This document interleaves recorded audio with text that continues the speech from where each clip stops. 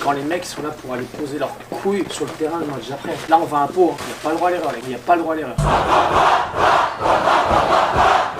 L'équipe, j'espère que vous allez bien, force à tous mes supporters bordelais aujourd'hui. C'est une élimination en Coupe de France face à une nationale. J'étais obligé d'en parler un minimum, je vous rassure, c'est la dernière fois. Bref, aujourd'hui l'équipe, j'ai une énorme hype. Pourquoi? Puisqu'on est le vendredi 17. Il est presque 11h30, on est sur une fin de semaine footballistiquement parlant. Il s'est passé plein de choses en dehors de ça. Hier, à minuit, sortait l'album Masterclass de Maes, absolument rien à voir avec la chaîne, je te l'accorde, oui c'est vrai. Mais non, fallait en parler pour tous ceux qui ont guetté l'album. N'hésitez pas à me dire dans les commentaires les sons qui vous ont marqué. Moi, Ordistan et Street qui sont déjà validés. J'ai retenu Blanche en feat avec Booba, Mémoire, Djibala en feat avec Jules, Étoile et Imparfait. En attendant que vous m'écriviez le commentaire, je vous rappelle que la vidéo du jour est sponsorisée par OneFootball, l'application numéro 1 sur toute l'actualité de ton sport favori. C'est gratuit et c'est dispo dans la description.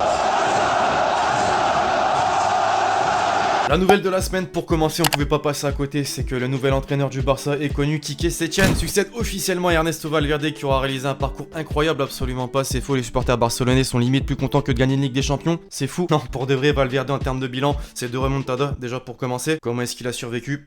À côté de ça, c'est 91 victoires, 29 matchs nuls, 15 défaites, 2 Ligas, une Coupe du Roi et une Super Coupe d'Espagne. Ces derniers mois, on aimait beaucoup parler d'une mauvaise entente avec certains cadres du vestiaire. Messi, en tout cas, garde un grand respect pour lui. Merci pour tout, Mister. Je suis sûr que tout réussira où que tu ailles, car en plus d'être un grand professionnel, tu es une magnifique personne. Si on donnerait un mot pour décrire son parcours au Barça, ce serait quoi? En attendant, le nouveau technicien Quique Setién, lui, a déjà fait parler avec 2 déclarations. La première, hier, je promenais les vaches dans mon village et aujourd'hui, j'entraîne les meilleurs joueurs du monde. Je n'aurais pas pu imaginer cela, même dans mes plus beaux rêves. La deuxième, je n'aurais jamais pensé que le Barça me choisirait. Je n'ai pas un gros CV, je n'ai pas de titre. La seule chose, c'est que le Betis, Las Palmas et Lugo jouaient bien au football. C'est vrai que pour avoir vu quelques vidéos en termes de tactique, se rapproche grandement du Barça des années 2010. Et d'ailleurs, pour la petite info, Sergio Busquets, il y a encore quelques mois, lui dédicaçait un maillot avec la mention, je cite, pour Quique, avec considération et admiration pour ta manière de voir le football. Hâte de voir la suite personnellement.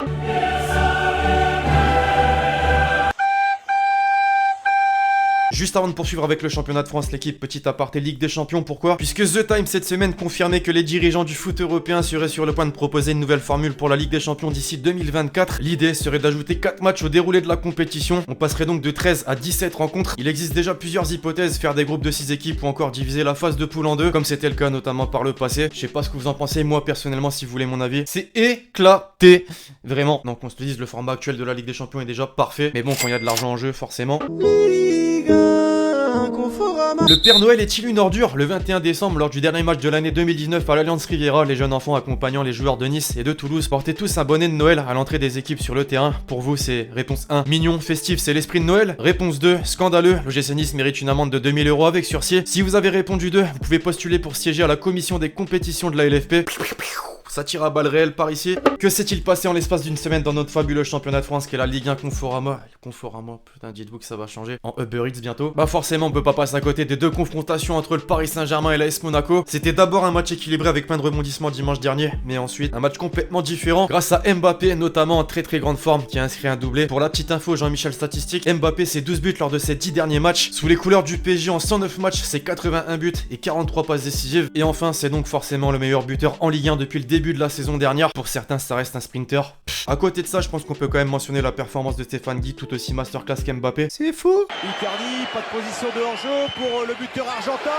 Et il trouve l'ouverture sur son premier ballon. Icardi. C'est Kylian Mbappé, c'est pas Icardi, pardon, autant pour moi, bim, merci. Le mec a fait un nombre d'erreurs incalculables au cours du match. Pour en finir avec le PSG, l'équipe cette semaine ainsi cliqué le 4e maillot du club de la capitale pour les phases finales de la Ligue des Champions. Noir, bandeau vertical, drapeau français, Air Jordan, vous en pensez quoi? Moi je valide. L'Olympique de Marseille de son côté sportivement est toujours étincelant. En revanche, en interne, ça a pas l'air d'être la même histoire puisque André Villas-Boas cette semaine faisait une conférence de presse glaciale, c'est vraiment le terme. On fait la décision avec surprise, mais c'est une question du club, d'organigramme du club que je ne veux pas commenter trop. J'ai venu ici, 1 pour la grandeur du club, 2 pour son visage.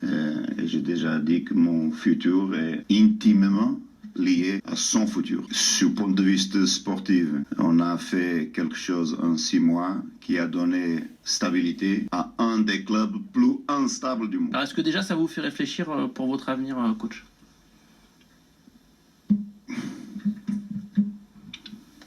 Je dois répondre avec franchise, mais je peux pas.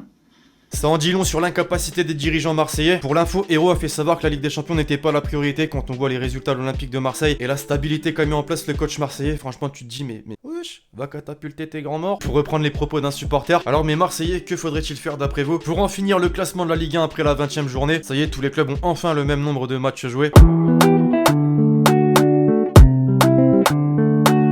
Quelques déclarations marquantes à présent de la semaine. On va commencer du côté du Paris Saint-Germain avec Kylian Mbappé, Donatello. Cette semaine, l'équipe faisait parler pour ses performances sur le terrain, mais pas que. Surtout qu'on parle un peu trop des 4 de devant. J'ai l'impression qu'on joue à 4 dans une équipe de feuilles. On joue à 11.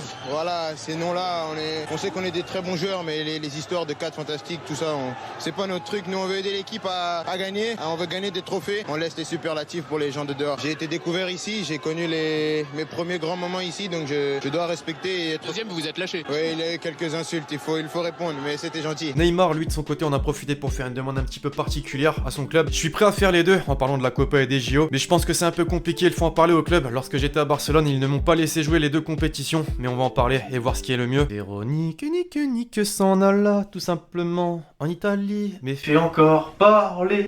Quand tu deviens footballeur professionnel, généralement, tu prends contact avec un agent, sauf que quand cet agent s'appelle Véronique Rabiot, t'es dans la merde. Adrien n'a jamais dit qu'il refusait l'équipe de France, reprenez le courrier d'Adrien. Il n'est pas écrit je refuse d'être réserviste, ça c'est faux. Il est écrit qu'il ne peut pas être à la disposition du contrôle antidopage. Je n'ai aucun contact avec Monsieur Le Gret aujourd'hui. Tout à fait droit dans mes bottes, je vous dis Monsieur Le Gret, c'est un menteur. Voilà, c'est formel, Rabiot ne retrouvera jamais l'équipe de France. Communication catastrophique. Du côté de la Juve, justement, Maurizio Sarri s'est confié. Je veux aider Cristiano à gagner son 6ème ballon d'or. C'est frustrant qu'un joueur en ait gagné plus que lui. Donc maintenant l'objectif c'est même pas que ton équipe remporte des titres, c'est vraiment de faire remporter un titre individuel à un de tes joueurs. Messi de son côté, toujours nostalgique de Ronaldo, ce fut un duel spécial et il le restera pour toujours. Quand Cristiano était au Real, les matchs étaient toujours spéciaux. Ils étaient déjà très particuliers, mais ils le sont devenus encore plus quand il est arrivé en Espagne. Des nouvelles également d'un ancien Barcelonais, Andrés Iniesta. Ce serait bien de jouer un dernier match d'adieu avec l'Espagne, mais avec le calendrier et tout le reste, je suppose que ce n'est pas facile. Qu'on se le dise, match en jeu ou pas, la fédération espagnole se doit vraiment de lui faire jouer un match d'adieu. Enfin, pour conclure, une déclaration de Pep Guardiola sur Riyad Mahrez. Il aime le football, il a des qualités incroyables, notamment sur le plan physique. Vous voyez ses jambes, c'est impossible pour lui de se blesser car il n'a pas de muscles. Dans le trio de devant, il a quelque chose de spécial. Alors c'est un compliment ou un clash là, aidez-moi.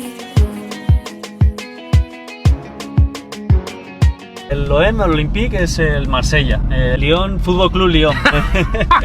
Football Club Lyon, on parlait de l'incapacité tout à l'heure d'Héro à Marseille. Cette semaine, on peut parler de Rudy Garcia, même si pour certains, ça n'a jamais changé. Non, en vrai, j'aime bien Scotch, mais parfois, il vaut mieux ne rien dire.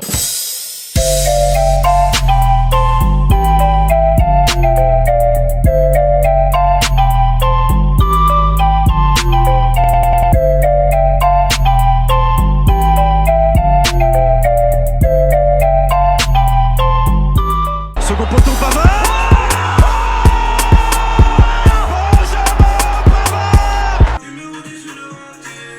Djibala.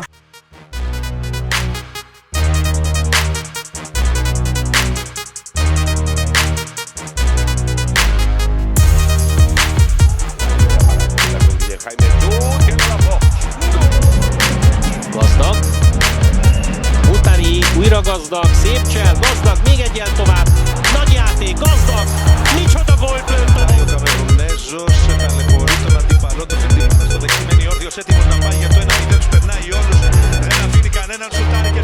Şimdi Fegoli ceza alanına gönderdi. Emre vurdu ve gol. Emre golle döndü.